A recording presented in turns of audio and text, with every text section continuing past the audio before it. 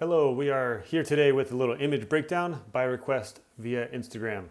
So this is the image in question. What you see now is the final image. Here is the original image. I used an ambient base layer with all the lights in the room turned off. Next up, we chose a mid to blend in some of the blown out highlights. So when you blend that, it looks like this. So this would have been done probably with Raya Pro through this little Instamask thing here, or it might have been done with one of my actions, which is Hunter's Exposure Blend, which you can download for free under the description here.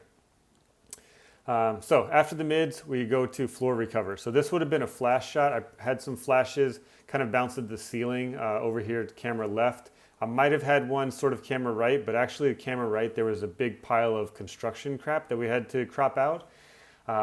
So I don't remember if there was a flash over there and it was just turned down a little bit lower, but the main flash source was camera left, kind of bounced at the ceiling.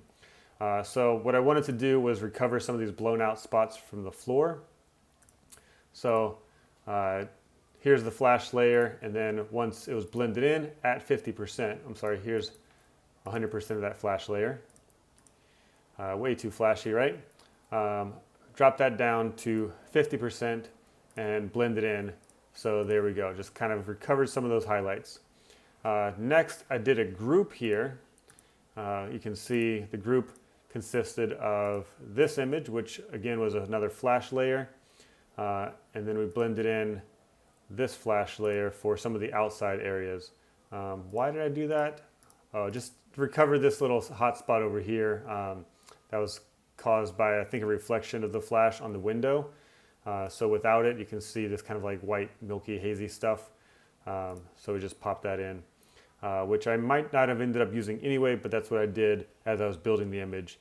Once these two were together, I blended them using probably another one of my actions that you can download for free. That is this fast Flambient created by Nathan Cool that I use a lot. This was also dropped down to 60%. So here it is at 100%. And I just play around with this stuff until I think it looks good. So this ended up getting at 60%, and there we go. So you can see it kind of actually flattened out the ceiling a little bit, which I don't mind because I don't want to draw attention to the ceiling with these dark lines and the hot spots. It also recovered some of the windowsill here a little bit. What else did it do? It recovered some windowsill over this way, filled in a little bit more of that floor. And then we went to some more floor because I felt like with these top-down lights, we needed a little bit more shadows underneath this chair. So here we go. Let's put this up to 100%. And this is what that looked like, which isn't a bad photo in and of itself, really.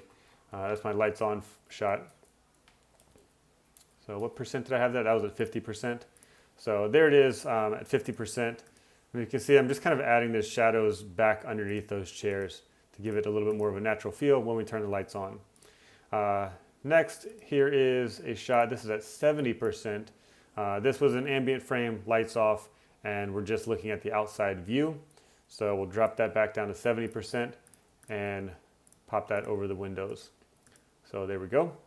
And then we turn the lights on. This is at 100% opacity. This is the full lights on shot. And then all I did was just turn these lights on by cutting out what you see there. So only the white part there is what we turned on. And then we did some fixes.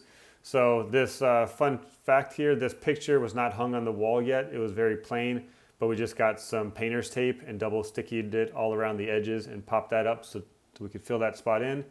But we just fixed a couple of little distractions here. So outside they had this little carport and these couple of things on the ceiling, and of course this fire alarm. So just cleaned up a little bit. And then I desaturated essentially the white areas.